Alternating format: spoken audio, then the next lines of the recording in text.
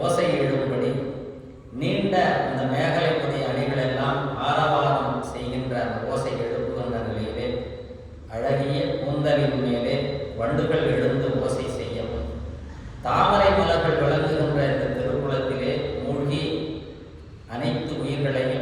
அடிமைகளாகவும் உலகங்களை எல்லாம் உடைமை பொருளாகவும் கொண்டுள்ள சிவபெருமானுடைய இந்த பொன் போன்ற திருவடிகளை புகழ்ந்து துதித்து பாடுவோம் என்று இந்த பெண்கள் எல்லாம் ஒரு அருமையான விண்ணப்பம். மார்கழி திங்களை நாம் இந்த திருவப்பாவின் நோன்பு ஏற்பதின் மூலம் என்ன கிடைக்கும் என்றால் பிறவி துன்பம் நீங்கும். மிக மிக இன்றியமையாத ஒரு பாடல். நாள்தோறும் நீராடும் பொழுதாகட்டும் எந்த நிலையிலும் எப்போ வேண்டுமானாலும் பாடலாம். அப்படி இந்த பிறவி துன்பம் நீங்குவதற்கு பெரும்பாலும் விண்ணப்பம் எல்லாரும் செய்ய மாட்டாங்க. இந்த பெண்ணடியார்கள், இன்னும் வயது வந்த பெண்ணடியார்கள், இறைவனை துதித்துக் கொண்டு இருக்கும் பொழுது கேட்கின்ற ஒரு அருமையான விண்ணப்பம். 9வது பாடலில் இந்த இல்லறம் நன்றாக அமைய வேண்டும் என்று நீராடுவதற்கு முன்பு வைத்தவர்கள் இப்போ இன்னும் 19வது பாடலில் முழுமையான விண்ணப்பம் இருக்கிறது. நடுவில் ஒவ்வொன்றும் விண்ணப்பம் தான். இது ஒரு எல்லாருக்கும் மிகுந்த ஒரு சிறப்பான விண்ணப்பம். இந்த பிறவி துன்பத்தை நீக்குவது அவ்வளவு எளிதல்ல. ஏன்னா பெரும்பாலும் நாம் செய்கிற வினைகளிலே, நாம் செய்கிற செயல்களிலே பிறவி மீண்டும் வரும்படிதான் அது அமைந்திருக்கு. ஆனால் உண்மையான கணக்கு இறைவனுக்கு அன்றைய வினைகளை கழித்துவிட்டு புதிய வினைகள் ஏறாதபடி பார்த்து கொள்ள வேண்டும். இப்போ புதுசாக நம்ம எதை செய்தாலுமே அதில் வினை ஏறும். இந்த கணக்கு பெரும்பாலும் தெரியாது. இந்த வினை கணக்கை நீக்கி அருளுவதற்கு உதவி செய்தவர் திருஞான சம்பந்தர். அவர் தான் நன்றி சொல்லணும். அவினைக்கு வினையன் என்று ஒரு அருமையான பதிகம் கொடுத்திருக்கிறார். எனவே இந்த வினை துன்பம் அவ்வளவு எளிதாக யாராலும் நீக்கிக் கொள்ள முடியாது. எதை செய்தாலும் அதற்கு எதிர் வினை உண்டு. இங்க சும்மா உட்கார்ந்தீங்கனாலும் வரும். அவ்வளவு கடினம். அந்த மனசு நினைத்து கொண்டே இருக்கும். மனசு நினைப்பாலும் எதிர்வினை உண்டாகும். இதை கணக்கு போடுவது அவ்வளவு கடினமான ஒரு செயல். நம்முடைய ஞானிகள் எல்லாம் அற்புதமாக நமக்கு அது வழிவகை அந்த வழிகளை அமைத்து கொடுத்திருக்கிறார்கள். மாணிக்கவாசக சுவாமிகள் இந்த பிறவி துன்பம் நீங்குவதற்கு நீராடுதல் என்று வைத்தார். மார்கழி திங்களுடைய முக்கியமான நோக்கம் இதுதான். பெரும்பாலும் 19வது பாடல் தான் சொல்லுவாங்க. அது இல்லற நெறியில் நின்று இறைவனை வழிபடுகின்ற ஒரு முறையாக இருந்தாலும் இது பிறவி துன்பம் நீங்குவதற்கு இந்த நீராடுதல் மிக இன்றியமையான ஒன்று. பிறவி அவ்வளவு கஷ்டமா அப்படின்னா யாரை வேணாலும் கேட்டு பாருங்க. நான் பிறந்தது முதல் இன்று வரை ஒரு கஷ்டமும் இல்லை. நான் ரொம்ப சந்தோஷமா இருக்கிறவங்க கை தூக்குங்க பார்க்கலாம். ஒரு துன்பமும் இன்னை வரைக்கும் வரல எனக்கு. நான் ரொம்ப மகிழ்ச்சியாக இருக்கிறேன் அப்படின்னு யாராலும் சொல்ல முடியுமா? நாள்தோறும் படுற பாடு அவர்களுக்கு தான் தெரியும். ஆனால் ஒரே ஒரு எதிர்பார்ப்பு நம்மகிட்ட, எப்படியாவது இந்த பிரச்சனையெல்லாம் சேர்ந்து நல்லா இருக்கும் அப்படிங்கிற ஒரு நோக்கம்.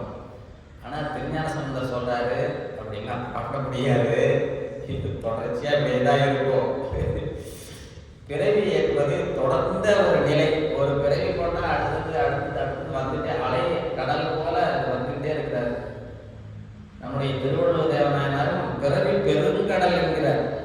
நமக்கு இந்த கணக்கு தெரியறதில்லை. இது வரைக்கும் எத்தனை பிறவி அப்படின்னா யாராலும் சொல்ல முடியுமா? ஒவ்வொருத்தரும் குறைந்தபட்சம் 1 கோடி பிறவியாவது ஆயிருக்கும். ஏன்னா நம்ம இது எங்க பார்க்கலாம்னா இறக்குற வீடுகள்ல பார்க்கலாம். எங்க போகுது அந்த உயிர், திருப்பி எப்படி வந்து பிறகுது இல்லையா? ஒரு தாய் வைத்து பிறகு அது ஒரு பிறவியா 84 லட்சம் யோனி பேர். இதுல மனித பிறவி மட்டும்தான் நமக்கு பெரும்பாலும் தெரியுது. கொஞ்சம் ஆடு மாடு தெரியுது. காட்டுல இருக்கிற விலங்குகள் பத்தி கேள்விப்படுறோம், அவ்வளவுதான். ஆனா எத்தனை பிறவி, ஒவ்வொன்றுலையும் தாய் தந்தை என்று இறைவன் வைத்து அதை காப்பாற்றி ஒவ்வொரு பிறவியா கடை தேற்றுகிறான் அல்லவா? இதையெல்லாம் உணர்ந்தவர்கள் ஞானி. இதை பார்த்த உடனேயே இனிமேல் இந்த பிறப்பு வேண்டாம் என்று ஞானிகள் முடிவு செய்கிறார்கள்.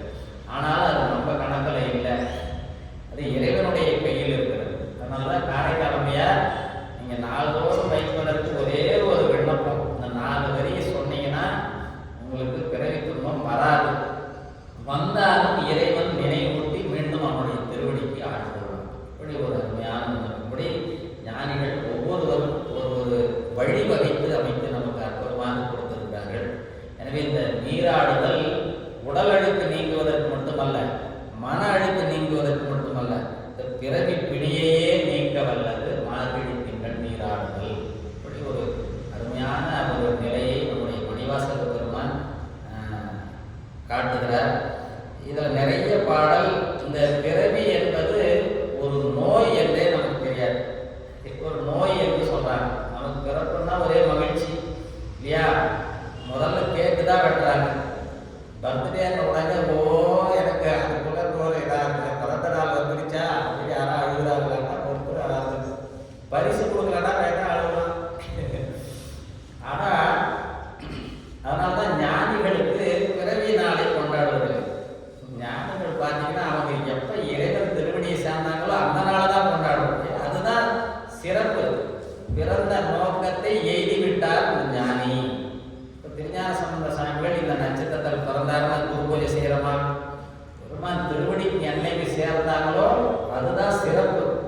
அதற்கு தான் பிறப்பு கொடுக்கப்படுகிறது என்பதை பெண் நினைச்சு பாருங்க. இந்த திருமணமே ஆகல, அதுக்கு முன்னாடியே இந்த பிறப்பு துன்பத்தை நீக்கிக் கொள்ளும்படி அவர்கள் இறைவனிடம் விண்ணப்பிக்கின்ற அருமையான பாடல். நம்முடைய திருஞான சம்பந்த சுவாமிகளுடைய திருவாக்கு 304வது பக்கம். திருஞான சம்பந்தர் தேவாரத்தில் 304 பக்கம். தலம் திருப்பட்டீச்சரம். மணியசாமி திருப்பட்டீச்சரம்.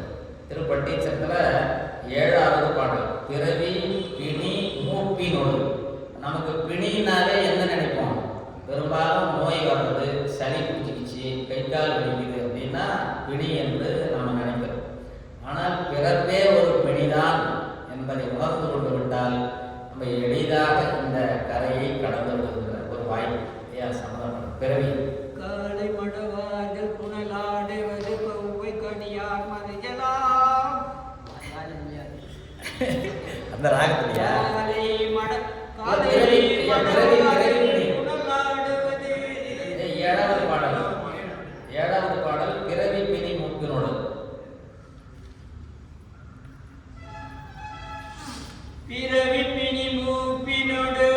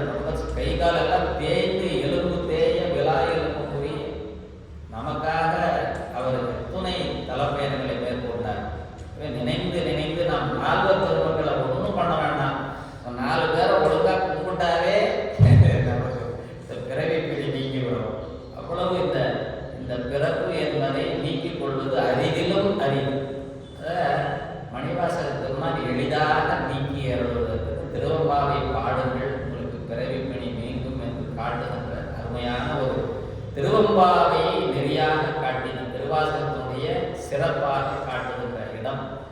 இந்த பிறப்பு நமக்கு நினைப்போம் எளிதாக வந்துவிட்டது என்று.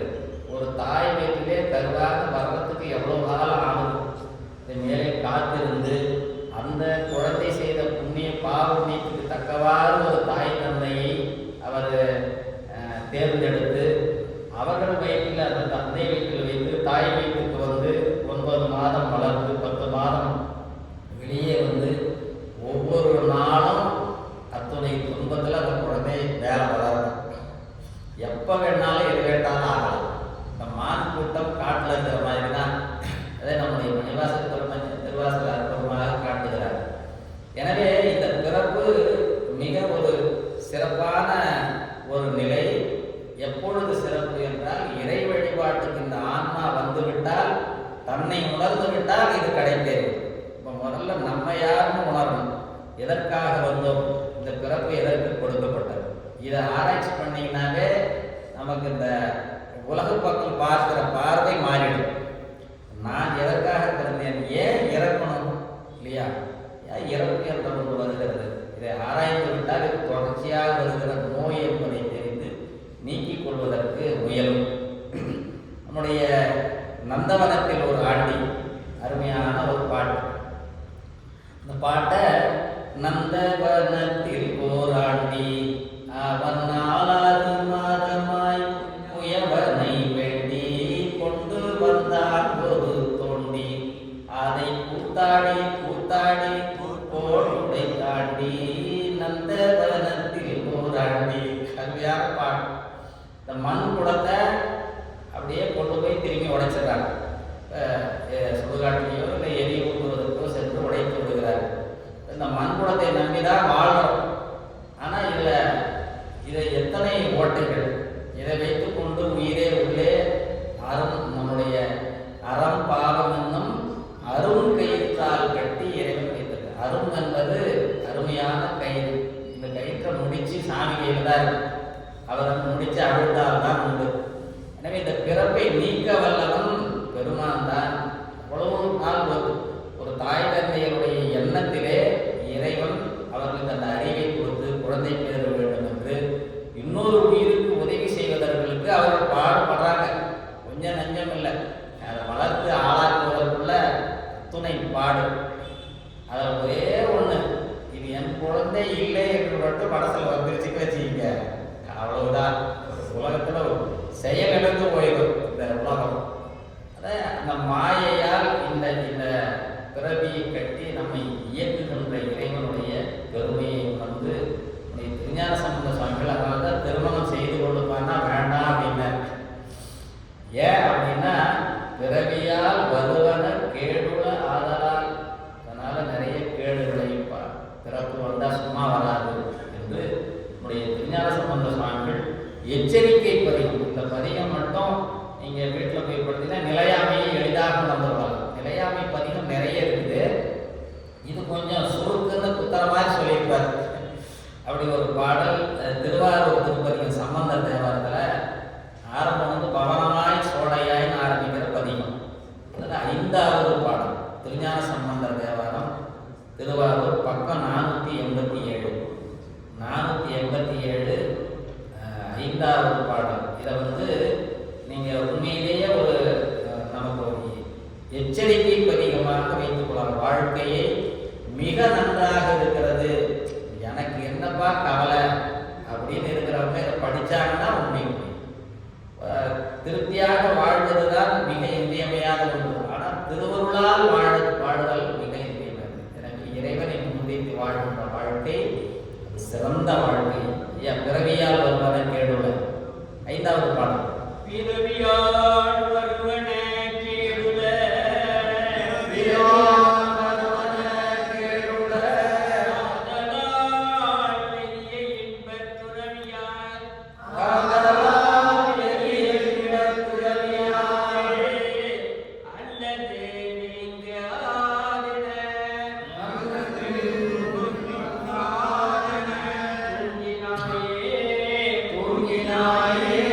மரவழி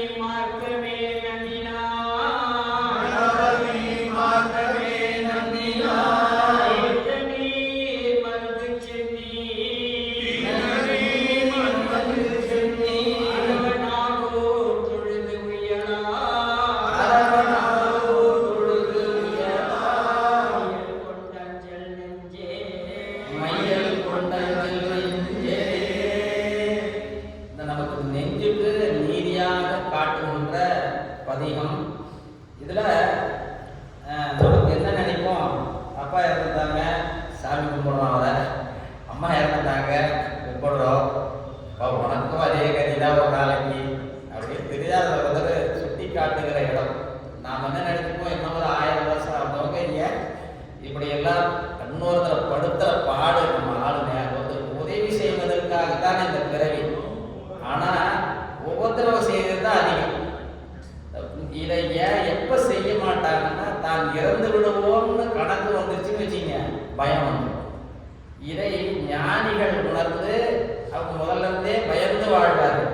இந்த வினைக்கு அஞ்சி வாழ், பழிக்கு அஞ்சி வாழ். அருமையான நிலை. தந்தையார் போயினர் தாயும் போயினார் தாமும் போவார். கொந்தவேல் கொண்டு ஒரு கூற்றத்தார் பார்க்கின்றார் கொண்டு போவார். என்னைக்கிடா ஆளு காலியாவா அப்படின்னு போறாங்க, பார்த்துட்டே இருக்காரு. ஆள் வெயிட்டிங்கில் இருக்குதுன்னா தான் தெரியும். இப்போ நம்ம ஒரு கார் வந்துருச்சு, புக் பண்ணிட்டீங்க சார், 5 நிமிஷம் ஆச்சுன்னா பயம் வந்துடும், ஐயோ டைம் ஆயிடுச்சு.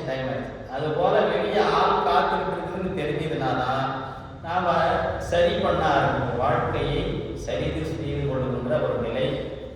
எனவே பிறவியால் வருவன கேடுள்ள என்று திருஞான சம்பந்த சுவாமிகள் இந்த பிறவி பிணியை நிற்க வல்ல அந்த பெருமான் நம்முடைய சிவபெருமான்.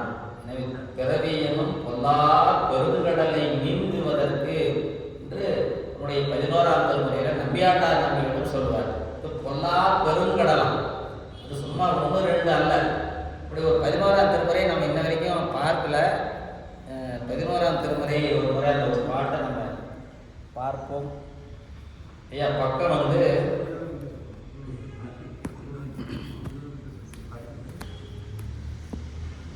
11ஆம் திருமுறையில் 292 ஆளுடையார் பிள்ளையார் மும்மணி கோவை 292வது பக்கம்.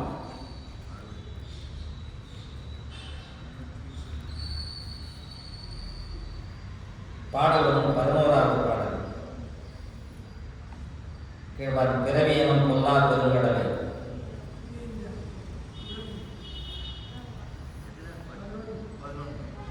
பிறவி எனும் பொல்லா பெருங்கடலை நீந்த, பிறவி எனும் பொல்லா பெருங்கடலை நீந்த, பிறவி எனும் தோற்றோனி கண்டே, பிறவி எனும் தோற்றோனி கண்டே, இறை உலகில் பொன்மாலை மார்பன், நிறை உலகில் பொன்மாலை மார்பன், உனக்காழி சம்பந்தன், உனக்காழி சம்பந்தன், மாலை ஞான தமிழ், தன்மாலை ஞான தமிழ்.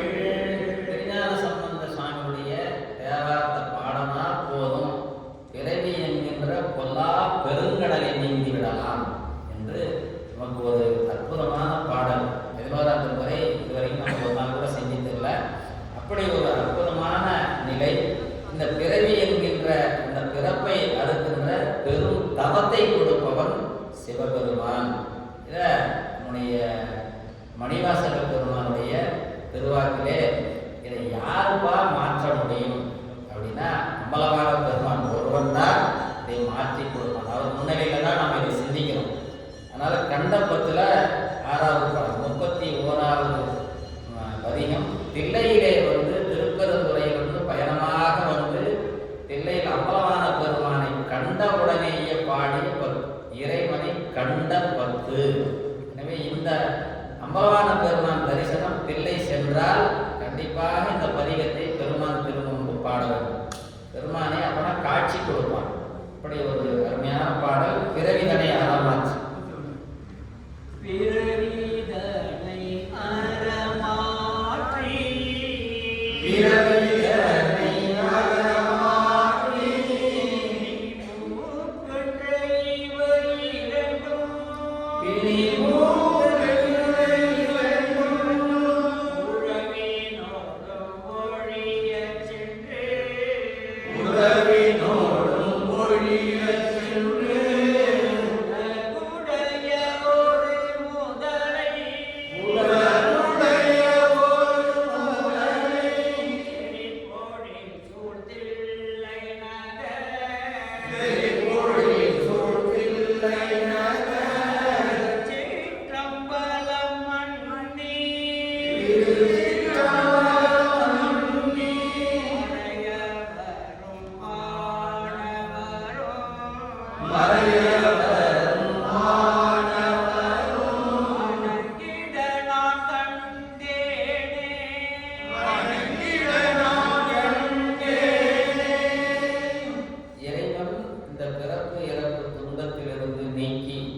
ஆண்டு கொள்ள வேண்டும் என்று அருளாளர்கள் எல்லாரும் வேண்டாங்க.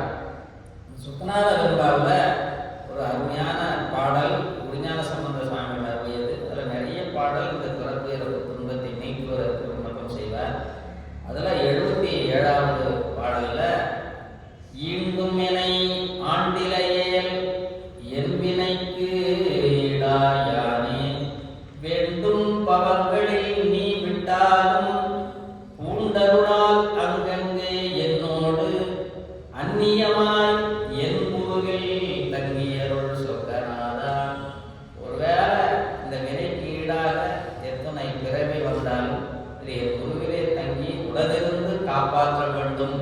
இந்த விண்ணப்பம் தான் அருளாளர்கள் எப்பொழுதும் அந்த இறைவனுடைய திருவடிகளை மறவாத விண்ணப்பம் செய்கின்ற நிலை. இந்த பெண்ணடியாரெல்லாம் எவ்வளவு பக்குவமாக இருந்து இந்த ஆன்மாக்கள் இறைவனிடம் விண்ணப்பிக்கின்றன. எனவே இந்த ஆர்த்த பிறவி துயர்கட நாம் ஆர்த்தாடும் தீர்த்தன்னல் பிள்ளை சிற்றம்பலத்தே தீயா. இந்த ஆர்த்தல் என்பது கட்டி போடுதல். அப்படியே இந்த பிறவி கட்டி போட்டு வைத்திருக்கிறது. இப்போ நமக்கென்று எத்தனை உறவுகள் எல்லாத்திலையும் இந்த பிறவியையும் கட்டி தான் வைத்திருக்கிறார். விட முடியுதா? அம்மா கூட சொன்னாங்க, விட முடியுதா? வீட்டில் இருக்கிற அந்த பந்தத்தை அவ்வளவு எளிதாக விட முடியாது. ஆனால் ஒரு காலத்தில் நாமளே விடலைனாலும் அவர் விட வைப்பார். அது அதுக்குரிய பக்குவம் முன்பேயே பெறுவதற்கு தான் இத்தனை பாடம். உலகத்தில் இந்த மாதிரி ஒரு நெறி எங்கேயும் இருக்காது.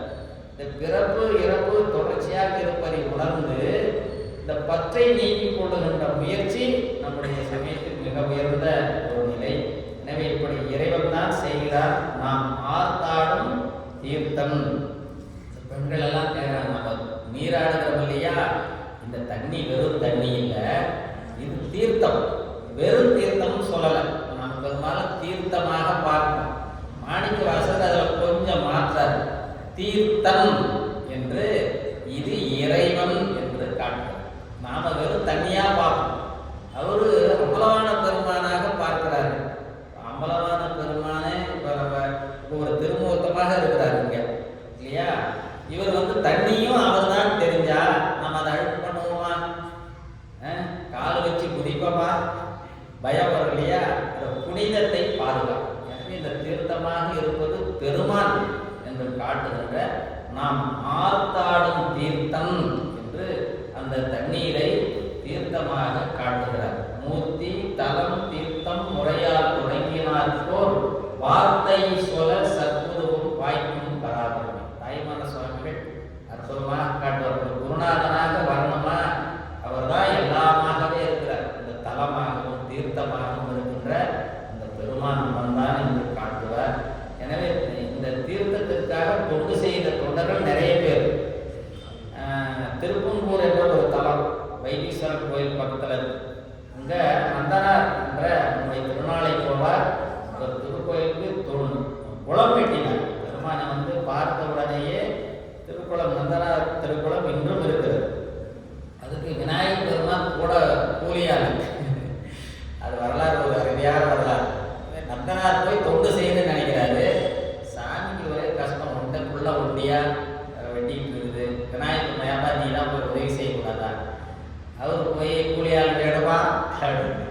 ஆவா ஆவா அப்படிங்கிட்டா நல்லா இருக்கும். நான் வர என்ன கூலி கொடுப்பீங்க? 2 வருடம் நெல் கொடுக்குறேன். ஓகே சரி. அவர் கூட வெட்டி அந்த நெல்லை எடுத்துட்டு போய் அவங்க அப்பாட்ட கொடுத்தாராம் விநாயகர். அப்படி ஒரு எப்படி இறைவன் நமக்காக இறங்கி நம்மோடு வாழ்கிறார். இதை உணர்ந்தோம்னாலே நாம் நம்முடைய வாழ்க்கை சரியாகிவிடும். அப்படி தண்ணீர் என்பது இந்த தீர்த்தம் மிக இன்றியமையானது. அதில் எந்த அழுக்கும் போடக்கூடாது. அதை தூய்மை செய்தலே மிகப்பெரிய ஒரு உழவார் பணி. இந்த குளங்களை தூர்வாறுதல். நாங்கள் முதல்ல ஆண்டரசு உழவார் பணியில் சேரும் பொழுது முதல் உழவார் பணியை குளம் தூர்வார்னாங்க கோலாரில். அதில் குழந்தையெல்லாம் 3.5 வயசு பையெல்லாம் குட்டி பதையை கூட்டிகிட்டு அவெல்லாம் முன்னாடி எடுத்து வெட்டினார். சரவணையெல்லாம் ஒடியாந்து போட்டோ எடுக்கிறாரு. ஆஹா, இந்த வயசுல குழந்தைங்க எப்படி செய்யுது. அப்படி எங்களுக்கு முதல் ஆண்டு அரசுலேயே தொடங்கி முதல் உழவார் பணியை திருக்குளத்தை அதில் எத்தனை நம்ம இந்த மெடிக்கல் பக்கத்தில் இருக்கிறவங்களாம் அந்த சிரிஞ்சி அது இது என்னென்ன அழுக்கெல்லாம் போட்டு வச்சுருந்தாங்க. அவ்வளவு ஒரு பாவம். தீர்த்தம் எவ்வளவு புனிதமானது என்பதை நம்முடைய நூல்கள் எவ்வளவு பறைசார் சாப்பிடுறது. உலகம் முழுமையும் இதை வணங்கியவர்களும் உண்டு. இந்த தண்ணீர் இல்லாமல் எதையுமே செய்ய மாட்டாங்க. எந்த சமயமாக இருந்தாலும் சரி, ஒரு ஆன்மாவை மாற்றணும் அப்படின்னா தண்ணி தெளிக்கணும். தீர்த்தம் தெளிச்சா போதும். அதனால தீர்த்ததற்கு பேராற்றல் உண்டு. நம்முடைய எண்ண அலைகளை இறைவனிடம் கொண்டு சேர்க்கின்ற வலிமை உடையது. எவ்வளவு துன்பம் இருந்தாலும் அதை நீக்க வல்லது. நீங்கள் ஒருத்தர் இறந்துட்டாங்க, வீட்டில் வந்து பச்சை தண்ணி ஒரு பக்கெட் மூணு ஊற்றுனீங்கன்னா வேலை முடிஞ்சுது. அவன் அப்படின்னு மறந்துட முடியுது. நீரினில் மூழ்கி நினை பொழித்தார்களே என்று திருமூலர் சொல்வார். அதுபோல தண்டியடிகள் திருவாரூரில் திருக்குள தொண்டு செய்தார். எனவே இந்த ஒன்றா உலகனைக்கும் ஆனார்தாமே என்று நம்முடைய அப்பர் சுவாமியும் திருவாரங்காட்டு பதிகத்தில் சென்றாடு தீர்த்தங்கள் பெருமான் தான், ஆனார்தாமே இறைவன் தான். அந்த தீர்த்தங்களாக இருப்பது இறைவன் என்று உணர்ந்து விட்டால் மிக தூய்மையாக அதை வைத்துக் கொள்ளலாம். தண்ணீரை மட்டும் யார் நம்முடைய நாட்டில் தூய்மையாக வைத்துக் கொள்ள பழகிவிட்டால் பஞ்சமெல்லாம் தீர்வு. அங்கதான் ஆரம்பிக்கும். தண்ணீர் தான், ஏன்னா அது இறை அருள். நம்முடைய திருவள்ளுவர் தேவனாயர் வான் சிறப்பு என்று இந்த மழையை போற்றுவார். மழை அன்னை கருணையே வடிவாக இருக்கின்ற சிவகாம சுந்தரி தான் தண்ணீராக இருக்கிறது. எனவே அந்த தீர்த்தத்தை நாமெல்லாம் போற்றி பாதுகாக்க வேண்டும். எனவே ஆத்தாடும் தீர்த்தம் என்று இந்த தண்ணீர் ஊற்றுதலை இறைவனுக்கு ஊற்றும் பொழுது பாடுவதற்கு ஒரு அருமையான பாடல். நிறைய தீர்த்த பாடல்கள் இருக்குது. தீர்த்தனை, சிவனை, சிவலோகனை என்று பெருமானியே தீர்த்தனாகவும் அப்பர் சுவாமிகள் பாடுவார். திருஞான சம்பந்த சுவாமியுடைய ஒரு தேவாரம் திருவடை மருதூர் பதிகம். திருவடை மருதூர் பதிகத்தில் பாடல், இரண்டாவது பாடல் தடம் கொண்டதோ தாமரை என்று அருமையான ஒரு பாடல். பக்கம் 318, திருஞான சம்பந்தர் தேவாரம் 318வது பக்கம். 318வது பக்கம் பாடல் தடம் கொண்டதோ.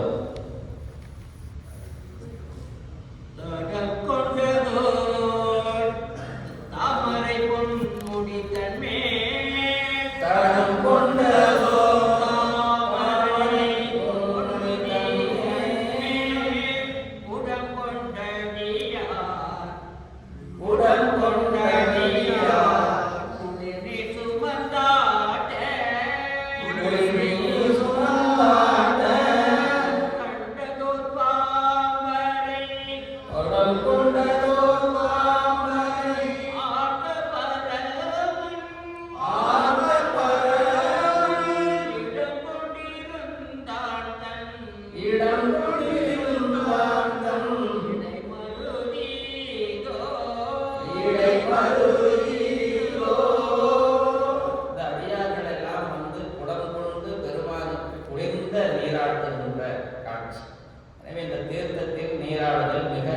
சிறப்பு.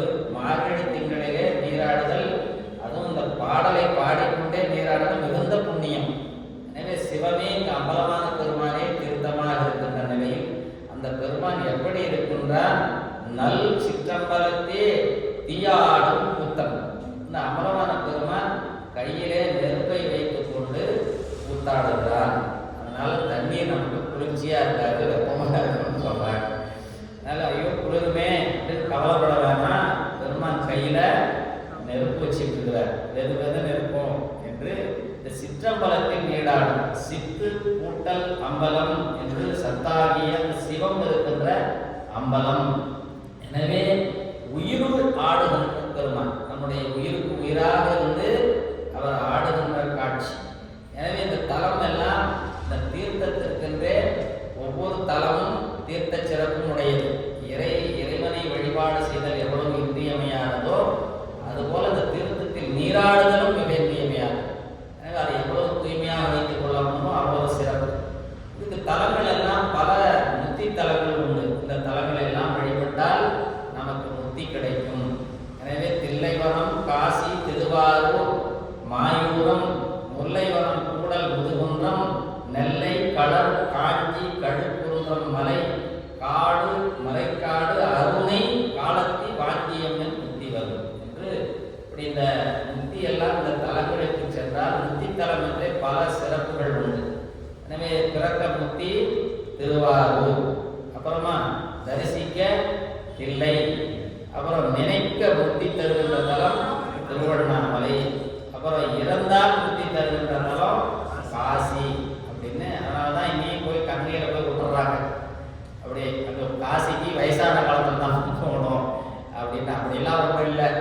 இல்லை அப்படின்னு பார்த்தா அங்கே எத்தனை ஆயிரம் லட்சக்கணக்கான மக்கள் பிறந்து வாழ்கிறார். எனவே அது நன்றாக இருக்கும்போதே தலங்களை சென்று வழிபாடு செய்யணும். கண்ணு நல்லா தெரியணும், காது நல்லா கேட்குற காலத்திலே போய் இறைவனை வழிபாடு செய்யணும். வயதான காலத்துக்கு கூட நடக்கவே முடியாது, காது சரியாக கேட்காது, அப்போ போய் இறைவனை எப்படி வழிபாடு செய்யணும். எனவே உடல் ஆரோக்கியமாக இருக்கும் பொழுதே இந்த தலங்களை எல்லாம் வழிபாடு செய்ய வேண்டும். உமாபதி சிவனார் தன்னுடைய இந்த கோயில் புராணத்திலே தில்லையை பற்றி சிறப்பாக செல்லும் பொழுது எழுதும் பொழுது, பிறந்தாலும் இறந்தாலும் தரிசித்தாலும் முத்தி சித்திக்கும் தலம் சிதம்பரம் என்று எழுதியிருக்கிறார். தில்லைக்கு அவ்வளவு பேராற்றல் உண்டு. அதை வழிபடுகிற முறையில் வழிபட வேண்டும். நம்முடைய மனம் இறைநிலையில் இருந்தால் அது எளிதாக அமையும். எனவே நல் சிற்றம்பலத்தே தீயாடும் கூத்தன். இந்த இதற்கு நிறைய பாடல்கள் நம்முடைய அம்பலவான பெருமான் அவர் ஆடுகின்ற நடனத்தை பற்றி, ஊர நடனம், ஞான நடனம், ஆனந்த நடனம், 3 வகை நடனம் ஆடுகிறார். இது இந்த ஊழல் நடனம் தான் பிறப்பு இறப்புக்கு தொடர்ச்சியாக இருந்துகிட்டே இருக்கும். ஞான நடனம் அதிலிருந்து நமக்கு ஞான நிலை பெறுவதற்குரிய நிலை. ஞானம் பெற்றால் ஆனந்தமாக அந்த இறையருளை பெற்று ஆன்மா மிக அந்த பெருமானுடைய திருவடி இன்பத்தை குறிக்கின்ற சிறப்பு. அதனால அம்பலவான பெருமான் அந்த திருவருளிலே அடங்கி ஆன்மா இருக்க வேண்டும். எனவே இப்படிப்பட்ட அந்த பெருமானை சிற்றம்பலத்தை தீயாடும் கூத்தம் இவ்வானும் புகழையும் எல்லோரும் காத்தும் படைத்தும் கலந்தும் விளையாடு. இந்த உலகங்களை எல்லாம் காத்து படைத்து ஒடுக்கி அருளுகின்றவன் நம்முடைய அம்பலவான பெருமான் என்று காட்டுகின்ற நிலையிலே எல்லா உயிர்களுக்கும் 1 2 இல்லை, இந்த ஆன்மாக்கள் எவ்வளவு உள்ளனவோ அவ்வளவு. எனவே இந்த அருளில் அடங்குதல், இப்படி அடங்குகின்ற ஆன்மா ஆனந்தத்தை அனுபவிக்கும். சிவபோகசாரம் என்று சொக்கநாதர் என்பார் கொடுத்த அதே ஆசிரியர் சிவபோகசாரம் என்று ஒரு அருமையான நூல் கொடுத்திருக்கிறார். அதில் ஒரு அருமையான பாடல், இந்த ஆன்மா அடக்கம் என்ற ஒன்று இறையருளிலே அடங்கினால் அது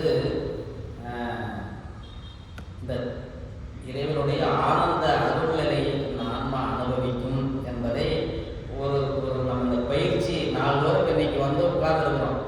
எத்தனை நூல்கள் இதுவரைக்கும் படுத்திருக்கோம், எவ்வளோ காலம் நாம் வாழ்ந்துருக்கோம், எவ்வளோ முயற்சி எடுத்துருக்கோம். ஆனால் அத்தனையும் வீணாக போகாமல் இறைவனுடைய திருவருளுக்கு ஆளாக இருக்க வேண்டும். இப்போ ஒரு அருமையான பாடல் 128வது பாடலில், கற்க இடப்பட்டு மிக கற்றையெல்லாம் கற்றவர் தர்க்கமிட்டு நாய் போல சள்ளனவோ நற்கருணை வெள்ளம் அடங்கும் விரிசடையார்க்கு ஆளாகி உள்ளம் அடங்க அல்லவோ. கற்றது இந்த படித்தல் என்ற ஒன்று உள்ளம் அடங்க வேண்டும் என்று குறிப்பிடுகிறார். பெரும்பாலும் எதுக்கு வாதுக்கு பயன்படுத்தியவங்களாம் நிறைய பேர் இருக்கிறாங்க.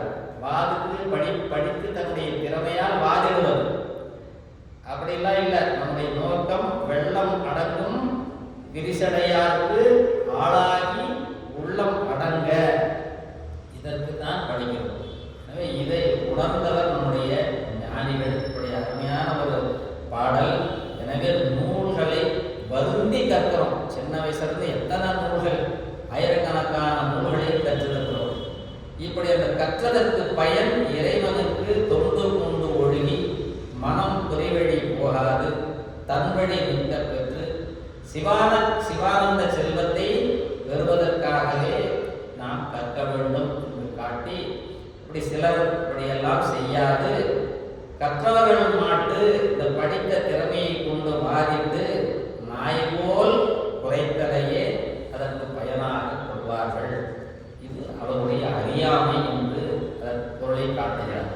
எனவே நாம் இந்த கற்கின்ற இந்த பயன், அதனால தான் நம்முடைய திருவள்ளுவர் தேவநாயனாரும் அந்த நிற்க அதற்கு தகை என்று கூறுகிறார். கற்க கசடர கற்பவை கற்றபின் ஆமா நிற்க அதற்கு தக இதையெல்லாம் விடுறது. எனவே அந்த கற்க கசடு கற்றல் நம்முடைய இருக்கின்ற மலம் அழுத்து நீங்குகின்றாலும் இந்த கற்றலுடைய பயன் பெரும்பாலும் நிறைய பாடம் சொல்லி கொடுக்குறவங்களுக்கே அது தெரியாது. இந்த கற்க கசடக என்ற அந்த பொருள் படிச்சிங்கன்னா பரிமேலவன் அவ்வளவு அற்புதமாக கொடுத்திருப்பார். எனவே மங்களவான பெருமானின் அந்த திருவருளிலே அடங்குவதற்கு கொண்டு போய் இந்த பாடம் விட வேண்டும். அதனால தான் நமக்கு இந்த மெய்ஞான நூல்கள் என்றே பெயர். மீண்டும் பிறப்புக்கு வருகின்ற நூல்கள் உண்டு, அதை படிக்க படிக்க படிக்க அடுத்த பிறப்பு கொண்டு வந்து விட்டோம். ஆனால் ஞான நூல்கள் இந்த பிறப்பு இறப்பு நிலையிலிருந்து மேலே எடுத்து ஆன்மாவை திருவருளில் சேர்த்து விடும். அதில் மிக முதன்மையானது நம்முடைய திருவாசகம். அப்படிப்பட்ட அருமையான நூலைத்தான் சிந்திப்பதற்கு இறைவன் வாய்ப்பு கொடுத்திருக்கிறார். எனவே இந்த அருள் நிலையிலே இந்த பெண்ணடியார்கள் எல்லாம் பெருமானை போற்றுகிறார். கோலையும் வானும் எல்லோரும் காத்தும் படைத்தும் கறந்தும் விளையாடு இந்த ஐந்தொழில் இறைவன் செய்கின்ற காட்சி இது எல்லாருக்கும் தெரியும். எனவே நமக்கு இந்த ஒவ்வொரு பிறப்பிலும் இந்த அனுபவம் தொடர்ச்சியாக இருக்கிறது. வார்த்தையும் பேசி வளை சிலம்ப வார்கலைகள் ஆர்ப்பாட்டம் செய்யும். இந்த வார்த்தை பேசுதல் திருவார்த்தை என்றே நம்முடைய மணிவாசகமா ஒரு பதிவுமே கொடுத்துருக்கிறார். நம்ம வார்த்தை பேசணும்னா அதில் பயன் விளைய வேண்டும். நாம் எதை பேசினாலும் அதற்கு எதிர்வினை உண்டு. நம்மளுடைய வார்த்தை எப்படி இருக்கணும்? நல்ல வார்த்தையாக அமைய வேண்டும். இப்போ பெருமாள்கிட்ட போய் பேசணும் இப்போ இல்லையா? நாம் நீங்கள் மட்டும்தான் இருக்கிறீங்க. இப்போ நீங்கள் அப்போலாம் பெருமாள் என்ன பேசுவீங்க இல்லையா? பார்த்து கும்பிட்டு ஓடணும் இல்லையா? போனோமா இப்படி கும்பிட்டோமா அப்படி கையில் ஒரு அடிச்சுக்குவாங்க, ஒரு திருநீர் எடுத்து பூசிட்டு ஓடிட்டே இருப்பாங்க. ஆனால் பெருமாளோடு பேசணும். நீங்கள் போய் நின்று என்ன நிற்க கூட மாட்டேங்கிறையே, கொஞ்சம் நின்று பேச அப்படின்னு பெருமாளோடு நம்மளால் பேச முடியுமா அப்படின்னா கண்டிப்பாக பேசலாம். திருஞான சம்பந்தர் நம்முடைய அருளாளர்கள் எல்லாம் இறைவனோடு உரையாடி இருக்கிறார்கள். சுந்தரமூர்த்தி சாமிகள் இப்படி பெருமானோடு பேசினார். பெருமான் அவர்களுக்காக சாப்பாடு வச்சுக்கிட்டு தண்ணி வச்சுட்டு காத்துக்கிறார். அவர்கிட்ட பேசுகிறார். சார் நாம் இப்போ எப்படி ஒருத்தருக்கு ஒருத்தர் பேசிக்கிறோம் போல சிவபெருமான்கிட்ட பேசுகிறார். பக்கம் பெரிய புராணத்தில் ஏர்வன் நெலிக்காம நாயனார் புராணம் 397வது பக்கம். பெரிய புராணத்தில் 397 358வது பாடம். என்ன பேசினார்? நாம் பேசணும்னா நமக்கு என்ன தோணும்னா என்னதான் பேசுறது? நம்மகிட்ட குறையலாம் சார், அவர் அடிச்சிட்டா சார், இவங்க ஒதிச்சிட்டா சார், ஒரே பிரச்சனையாக இருக்குது. இது ஒரு தொடக்க நிலை பேச்சு. இப்போ சாமிகிட்ட என்ன பேசலாம் அப்படிங்கிறத சேக்கிழார் பெருமாள் சொல்லித்தரார். சுந்தரமூர்த்தி சாமிகள் என்ன பேசுகிறார்? 158வது பாடல் 397 பக்கம். ஐயா பாடு 397 158. Good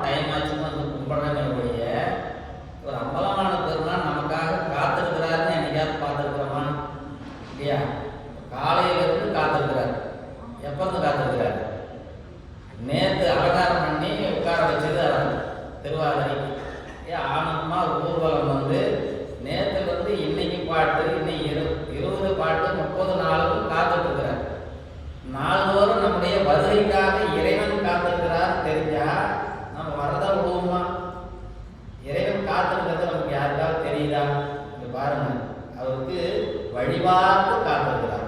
சுந்தரர் வரார், ஆஹா நம்மளுக்கு தெரியுது, இப்போ நம்மளுக்கு பிடிச்ச ஒருத்தர் நாட்டில் அதுபோல் எங்கள் அம்மா வெளியூர் போயிடுச்சுன்னா காத்திருந்துருக்கோம். ஒரு 2-3 நாள் ஆயிடுச்சுன்னு வச்சுங்க, அவங்க அம்மா வீட்டுக்கு அவங்க போயிருப்பாங்க. வரது 2 நாள் அப்பா இல்லையே சாப்பாட்டுக்கு ஒரே கஷ்டம், அப்பாவுக்கு சமைக்கிறதுக்கு.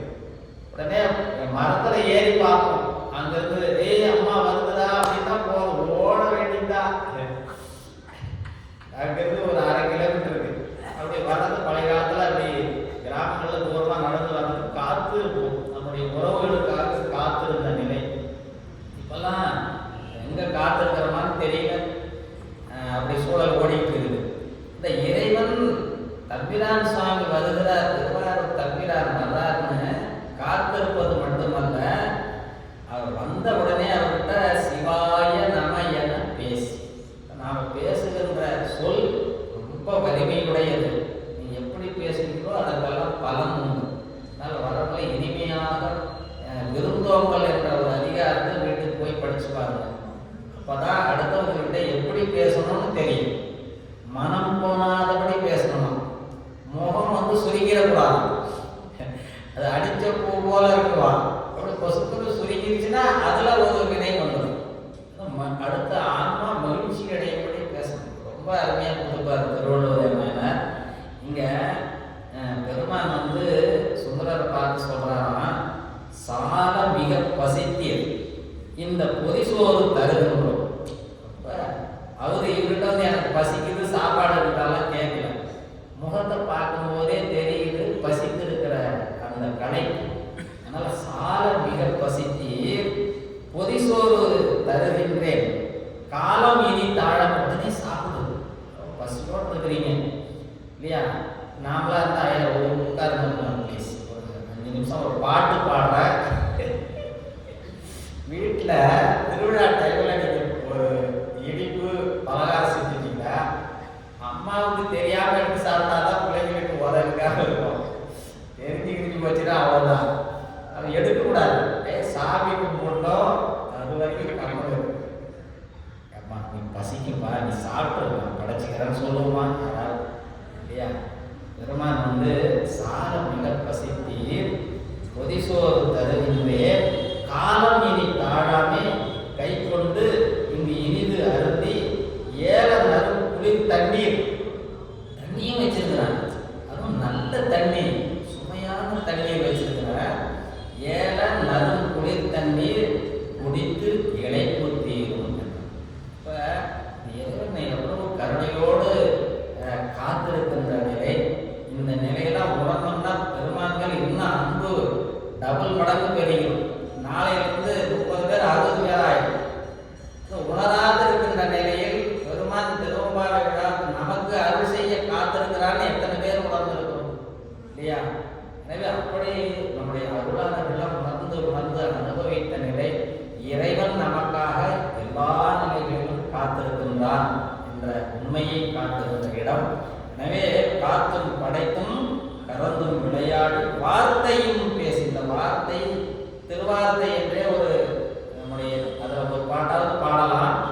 எனவே நம்முடைய மணிவாசக பெருமான் வார்த்தை என்று சொல்லுகின்ற அருமையான ஒரு பதிகம். அதில் 43வது பதிகத்தில் 1லிருந்து 10 பாடலுமே திருவார்த்தை தான். அதில் நம்ம மூர்த்தியாவுக்கு எந்த பதிகம் பிடிக்கும், எந்த பாடல் பிடிக்குமோ அதை பாடலாம். இல்லை யாராவது சாய்ஸ் சொல்கிறவங்க சொல்லுங்கள். அருமையான ஒரு வார்த்தை பதிகம்.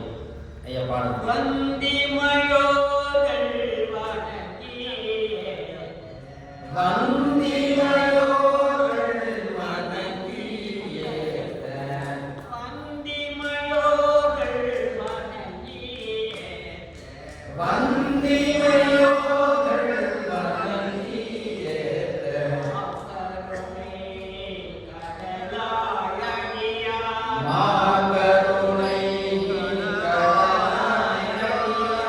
அந்தனை விண்டர நல்கோயங்கள்,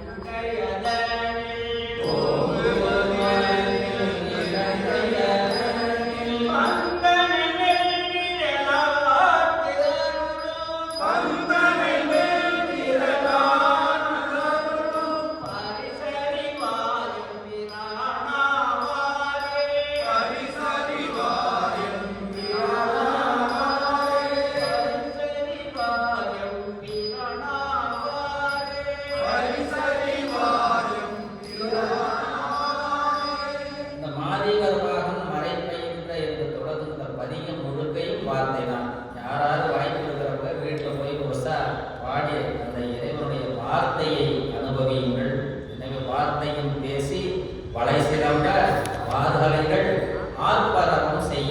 இந்த கைகள் இந்த வளையங்கள் எல்லாம் சத்தம் போடுது.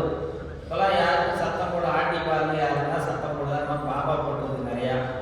ஆமாம், குழந்தை பேர் அவருக்கு பத்திரமா 2 பேரும் குழந்தைய நல்லபடியாக வளர்க்கணுங்கிறதுக்காக மணிகண்ட சாமியும் மறு அம்மையாரும் அந்த குழந்தைய அனுபவம் கண்ணாடி வளையல் போட்டது நான் தான் கூட அதிசயமாக பார்க்குறேன்.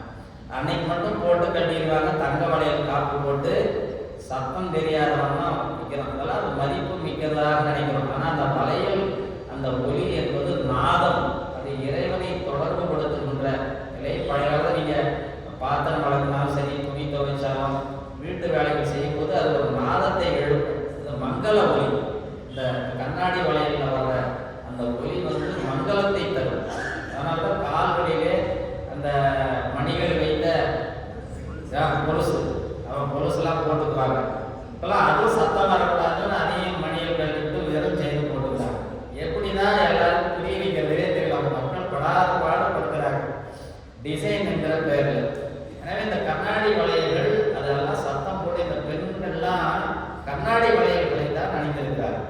இதெல்லாம் ஒரே அறம். அந்த அந்த அது இல்லாமல் மணிகள் எல்லாம் இப்போ ஒரே ஒரு சந்தேகம்.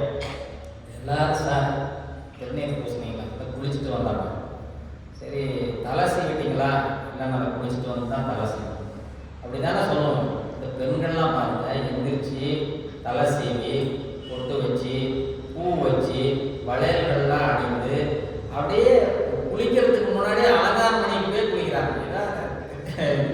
இது ஒரு அற்புதமான இடம். இப்போ பெரும்பாலும் அப்புறம் தான் இதெல்லாம் செய்வோம் இல்லையா.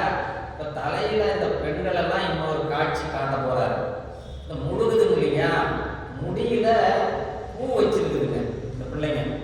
அந்த பூ வச்சிருக்கிறது தேன் நிறைந்த மலர்கள், நல்ல பூக்கள். இப்போ நம்மளால டிசைன் பூலாம் கிடையாது.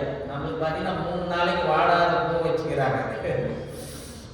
தேன் அன்றாலம் தான் மலர்கள் தான். இப்போ இந்த மாலையெல்லாம் தொடுக்கிறாங்க இல்லையா, இன்னும் 4 நாள் கழிச்சு பூக்கிற மொக்க பறிச்சு மாலை கட்டுறாங்க. தவறான ஒன்று.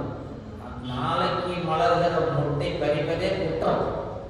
இன்று என்னை மலர் போகிறது அந்த பூவை மட்டும்தான் கட்டி அதை தான் இறைவனுக்கு சாதம்னு விதி. நாளைக்கு மலர போகிற மலரை பறிக்கக்கூடாது, நேற்று மலர்ந்ததையும் பறிக்கக்கூடாது. இதெல்லாம் ஒரு அற்புதமான புஷ்ப விதி என்றே உண்டு. மலர்களுக்கு இருந்து ஒரு விதிகள் உண்டு. எனவே இந்த பெண்கள் எல்லாம் அந்த கண்ணாடி வளையல்களும் சத்தம் போடுது, வார்கலைகள் ஆர்ப்ப, அந்த அரவம் செய்ய, அணிகுழல் மேல் வண்டார்கள். இந்த அவங்களுடைய திருமுடியில அந்த மலர்கள் எல்லாம் அணிந்திருக்கிறார்கள். இப்போ அது வாசனையுடைய மயிர் சார்ந்து அந்த எண்ணெயெல்லாம் இப்போ அதை வேணா பயன்படுத்துகிறாங்க. அதே இந்த காலத்து பசங்க அந்த வாசனையில் எண்ணெய் தடவுறதுக்கு பயப்படுறாங்க இல்லையா. எங்கள் அம்மாலாம் சின்ன வயசில் இந்த உணவு விளக்கெண்ணையை பூசி விட்டு தான் ஸ்கூலுக்கு அனுப்புவோம். தலையில் சின்ன வயதில் நாங்கள் விளக்கெண்ணெய் தான் பூசி விடுவோம். அப்படி அந்த தலைகளிலே எண்ணெய் பூசி கொண்டு நறுமணம் உள்ள மயிர் சார்ந்து அப்படியெல்லாம் அழகு செய்யப்பட்ட கூந்தல். இந்த பெண்ணடியார்கள்லாம் அப்படி அணிகுழல் மேல் வண்டார். அந்த வண்டுகள் எல்லாம் அதில் இருக்கிற வாசனையை கண்டு அந்த மொய்க்கின்றன. இப்போ மொய்க்கும் பொழுது இந்த பெண்கள்லாம் இப்படி கீழே முழுகி எந்திரிக்குது இல்லையா, இந்த வண்டுகளும் கூடவே அப்படி கீழே போகுது, அதுகளும் மேலே ஏறும். இது ஒரு மணிவாசகர் பார்த்து வியந்து போற்றுகின்ற நிலை. பூத்திகளும் பொய்கை குடைந்துடையான் பொற்பாதம் ஏத்தி இருஞ்சனை நீர் ஆடையரும்பாவாய் என்று இறைவனை அந்த விடுதலாகிய செல்வத்தை தருகின்ற இந்த பெருமான். எனவே இந்த பூத்திகளும் பொய்கை, இந்த பொய்கை முழுக்க செடிகள் வைத்த ஒன்று. நம்ம வீடுகளெல்லாம் கிணறு இருக்க வேண்டும், ஒரு ஒரு சின்ன ஒரு தண்ணீர் பொய்கையாவது இருக்கணும். அப்படி இருந்தால் ரொம்ப நல்லா இருக்கும். வீட்டை சுற்றி அந்த வயல்வெளிகளும் அப்படி இயற்கை சூழ்ந்த வாழ்க்கை மிக உயர்ந்த ஒன்று. அப்படி இந்த உடையான் பொற்பாதம், நம்மை உடையவன் என்று இந்த வீடு பேராகிய செல்வத்தை கொடுக்கிறவன் நம்முடைய பெருமான். மணிவாசகர் பெருமான் இப்படி கொடுக்காதவன் முட்டினா என் வாழ்க்கை என்ன ஆகும் அப்படின்னு பெருமான் கிட்டே கேட்க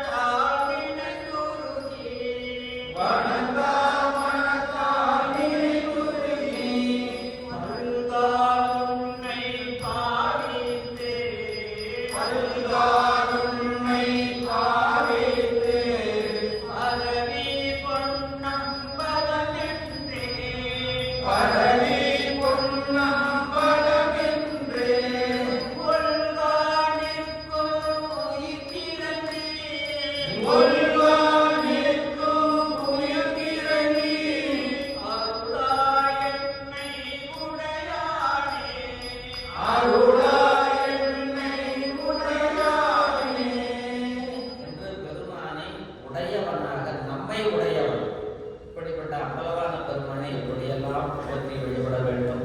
எனவே உடையான் ஒப்பாதம் ஏற்றி அவனுடைய திருவடிகள்ல நீங்க எங்க பூ வைக்கிறீங்களோ இல்லையோ அவனுடைய திருவடிக்கு ஒரு பூவாக அந்த திருவடி தான் நம்மை கரை சேர்த்துகின்ற அந்த அருள் நிலையை குடிக்கக்கூடியது. நம்ம முக்தி செல்வத்தை கொடுப்பது அதை எடுத்த பொற்பாதம் என்றே பெயர். நீங்க உலகத்துல எந்த சாமியும் பாதத்தை தூக்கி காட்டாது.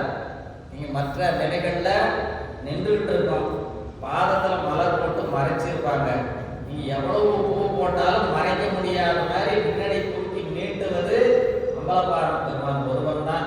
இந்த உயிர்கள் அதுங்களே தானே வந்து அதை பாதத்தை பிடிக்கணும்னா ரொம்ப கடினம். அதனால இறைவன் நமக்கு எளிமையாக திருவடியை தூக்கி கொடுக்கிறார்.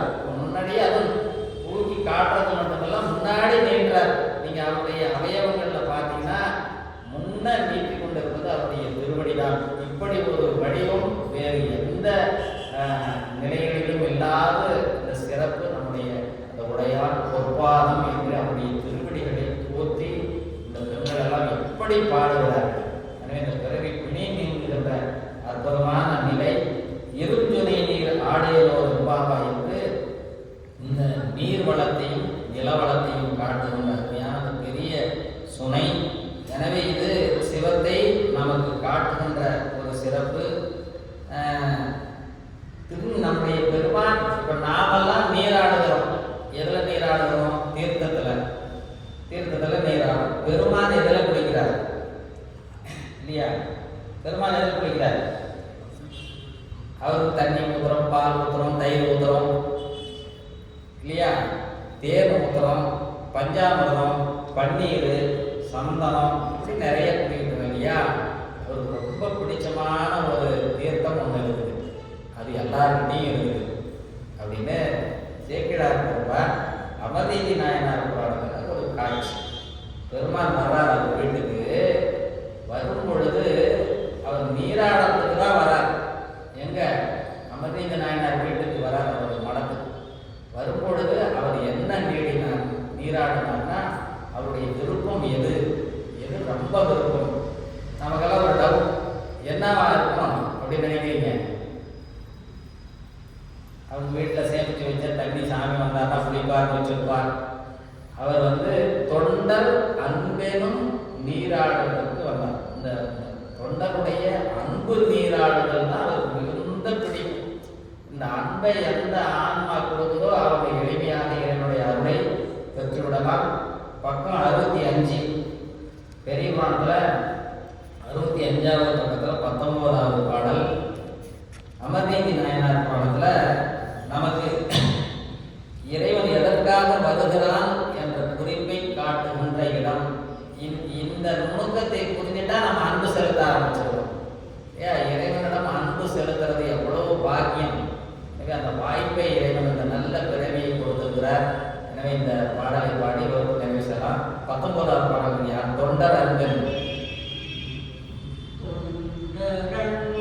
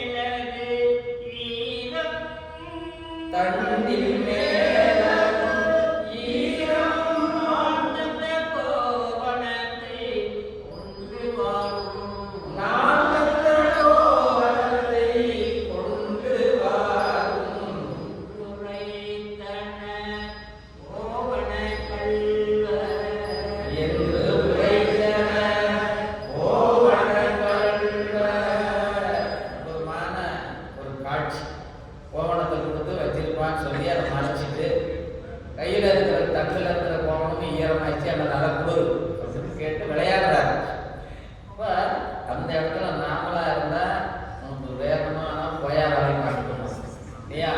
அவருடைய அன்பில் விளையாடுறதுக்கு தான் நமக்கு ரொம்ப பிடிக்கும். ஆனால் நாம் அவரோட அன்பு செலுத்துவதற்கு தான் முயற்சிக்க வேண்டும். இது இறைவனுடைய விருப்பம் என்பது இன்றைய பாடலை பாடி வைத்து நிறைவு செய்யலாம்.